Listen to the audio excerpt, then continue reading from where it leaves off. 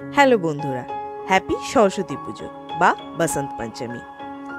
চলো আমার সাথে তোমরা এবারে এই কিউট সরস্বতী ঠাকুর বানানোটা শিখে নেবে।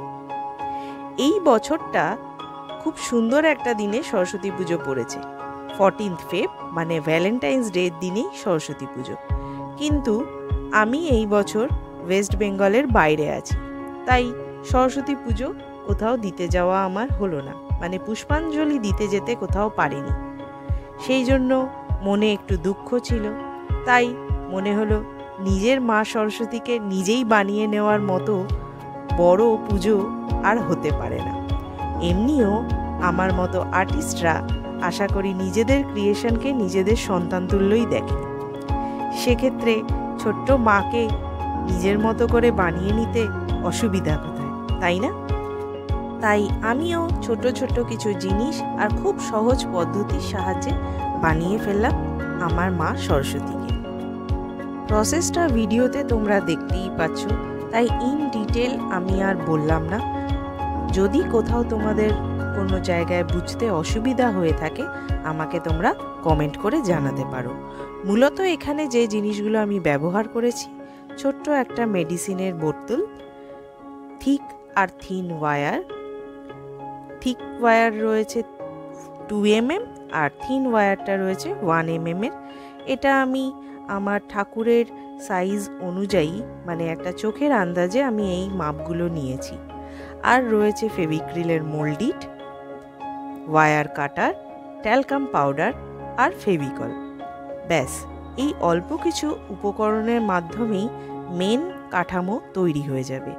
এরপরে আমি ক্যামলিনের অ্যাক্রেলিক কালার ব্যবহার করেছি এবং কিছু সাজানোর জন্য কিছু বিডসের ব্যবহার করেছি, গোল্ডেন চেন বিডস, যেগুলো হয়তো ভিডিওতে তোমরা দেখতে পাবে। মাকে সাজানোর জায়গাটা, মানে যে জায়গাটায় আমি বিডসগুলো দিয়ে সাজিয়েছি, সেই ভিডিওগুলো আমার এখানে হয়তো তোমাদের মিসিং মনে হবে। আসলে একটু তাড়াহুড়োতে ছিলাম, সেই জন্য ভিডিওগুলো দিতে, মানে রেকর্ডিং করতেই আমি ভুলে গেছি। আশা করি তোমাদের বুঝতে অসুবিধা হবে না। যদি কোথাও কারোর কোনো কোয়ারি থাকে আমাকে কমেন্টে অবশ্যই তোমরা কিন্তু জানিও।